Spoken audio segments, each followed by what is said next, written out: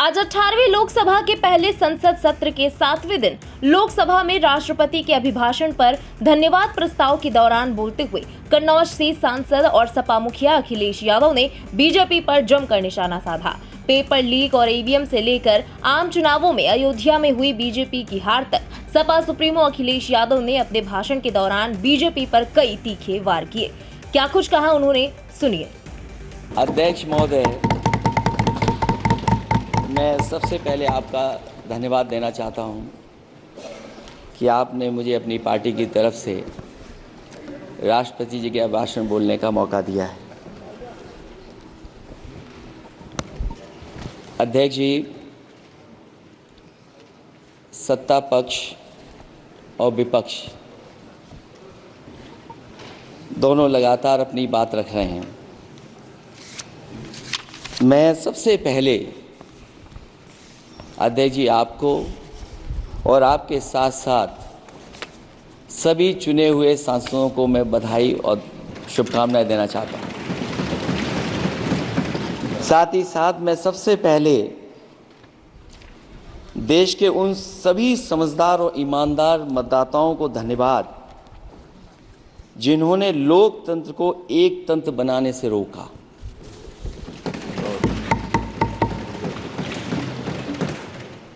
चुनाव के समय पर अध्यक्ष जी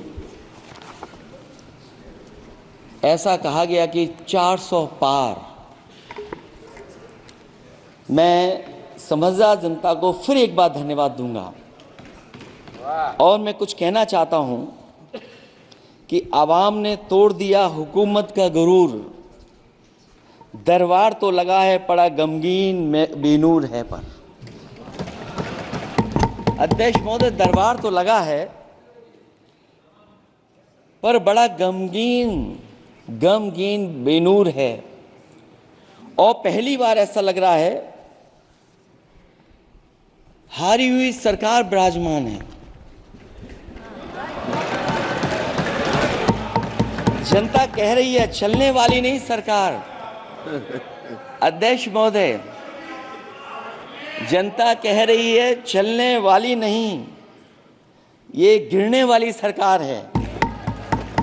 और क्योंकि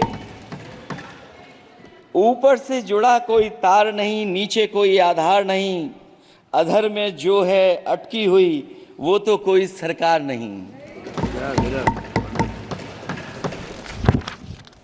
दरअसल पूरा इंडिया समझ गया है कि इंडिया ही प्रो इंडिया है। इस चुनाव में इंडिया अलायंस की नैतिक जीत हुई है। ये पीडीए इंडिया की सकारात्मक राजनीति, पॉलिटिक्स जो पॉजिटिव है, पॉजिटिव पॉलिटिक्स की जीत हुई है। ये इंडिया पीडीए की सोशल जस्टिस मुहिम की विक्ट्री है। 2024 का परिणाम हम इंडिया वालों के लिए जिम्मेदारी से भरा पैगाम भी है। और अगर हम यूं कहें अध्यक्ष महोदय कि 15 अगस्त 1947 अगर उपनिवेशिक राजनीति से आज़ादी का दिन था तो 4 जून 2024 देश के लिए सांप्रदायिक राजनीति से आज़ादी का दिन रहा। ये सांप्रदायिक राजनीति के अंत और सामुदायिक राजनीति की शुरुआत है। जहां सांप्रदायिक राजनीति का अंत हुआ है वहीं सामुदायिक राजनीति की शुरुआत हुई है। सबसे अच्छी बात हुई ये है कि इस चुनाव में सांप्रदायिक राजनीति की हमेशा के लिए हार हो गई है। हर बात को जुमला बना देने वाले लोगों के ऊपर से जनता का भरोसा उठ गया है। इसीलिए बहुमत की सरकार नहीं है, ये सहयोग से चलने वाली सरकार है। डबल इंजन के नाम पर उत्तर प्रदेश को टकराहट के सिवा कुछ हासिल नहीं हुआ है। उत्तर प्रदेश में प्रभुत्व की लड़ाई दो लोगों को आपस में लड़ा रही है, लेकिन उसकी मार जनता को सता रही है। पिछले 10 सालों की उपलब्धि बस इतनी रही कि एक शिक्षा परीक्षा माफिया का जन्म हुआ। अध्यक्ष महोदय, जिस समय चुनाव में थे और उत्तर प्रदेश में वो हालात देखे हैं कि नौजवान जब भी तैयारी कर करके जाता था और परीक्षा दे करके लौटता था तो उसको पता लगता था कि पेपर लीक हो गया।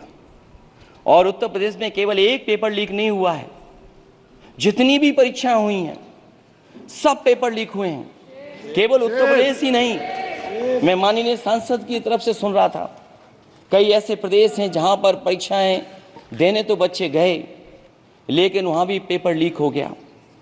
और अभी जब 4 जून को रिजल्ट आया, उसके बाद जो बात उठी है, देश की सबसे प्रेस्टिजियस परीक्षा, उसका भी पेपर लीक हो गया। और आखिरकार ये पेपर लीक हो क्यों रहा है?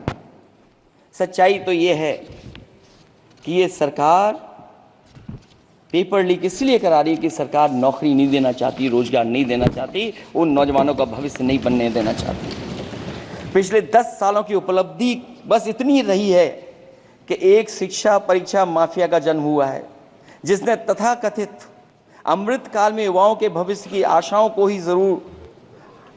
को ही जहर दे दिया है। जो सरकार उम्मीद को मार दे, वरना तो वर्तमान को सुधार सकती है, न भविष्य को संभाल सकती है। सरकार आशा का प्रतीक होनी चाहिए, निराशा का नहीं। जनता चाहती कि हर समस्या के लिए बीते कल को जिम्मेदार ठहराने के बहाने को सरकार छोड़े और आने वाले कल की बात करे। अगले 1000 साल के झूठे सपने दिखाने वाले अगले महीने होने वाली परीक्षाओं के लीक न होने की गारंटी कब लेंगे? जनता अब न तो किसी बहकावे में आएगी और न किसी के बहलावे फुसलावे में आएगी। जो लोग कहते हैं कि अमृत काल की बात करने वाले, जनता का जागरण काल आ गया है। आज इस सदन में नए राजनीतिक जागरण के अनेक प्रतिनिधि बैठे हैं। अब जब बात होगी तो सच्ची बात होगी और जनता को पूरी सच्चाई के साथ हम लोग अपनी जिम्मेदारी के साथ बात रखेंगे।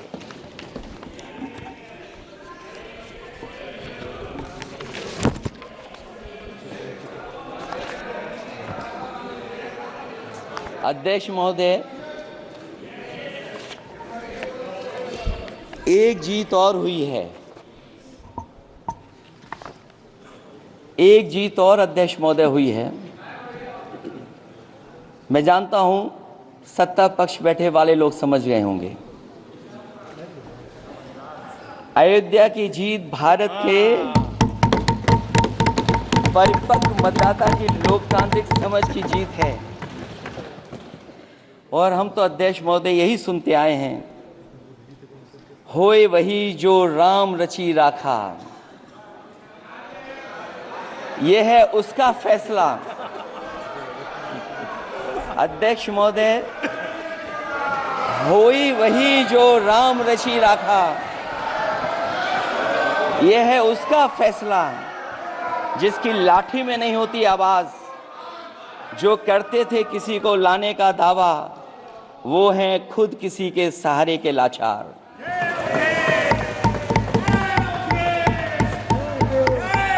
अध्यक्ष महोदय, मैं फिर कह देना चाहता हूं, होए वही जो राम रची राखा। यह है उसका फैसला जिसकी लाठी में नहीं होती आवाज, जो करते थे किसी को लाने का दावा, वो हैं खुद किसी के सहारे के लाचार। हम अयोध्या से लाए हैं उनके प्रेम का पैगाम। हम अयोध्या से लाए हैं उनके प्रेम का पैगाम, जो सच्चे मन से करते हैं सबका कल्याण।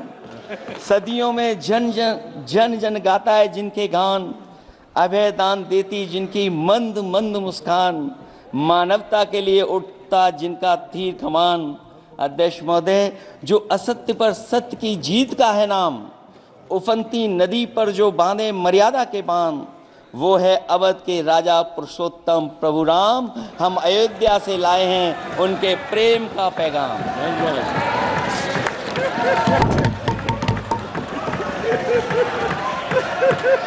अध्यक्ष महोदय,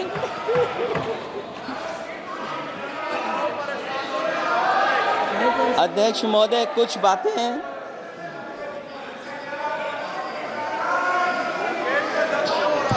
अध्यक्ष महोदय, कुछ बातें समय और काल से परे होती हैं,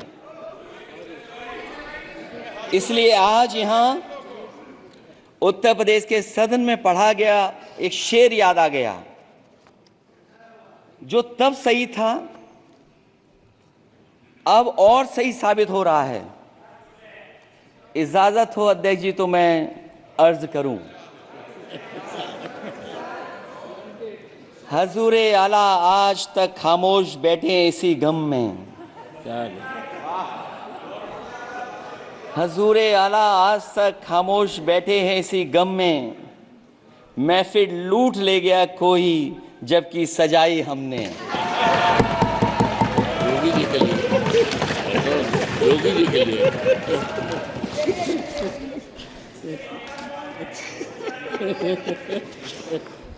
अध्यक्ष महोदय,